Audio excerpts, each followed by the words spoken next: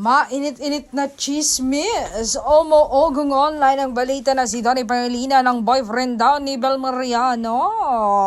Pero hindi raw bagay kay Bel dahil mas bata siya. Yan ang hiling ng mga netizen. Pero sa kabila ng kanilang age gap, marami ang naniniwala na mas mahalaga ang respeto, tiwala at tunay na koneksyon. Ay nga sa aktres, age is just a number.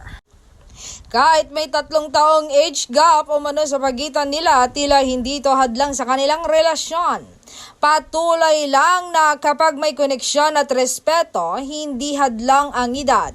Ikaw, anong masasabi mo sa ganitong relasyon? I-like ang video, i-comment ang opinion mo, i-follow at mag-subscribe para sa mas marami pang Don Bell updates.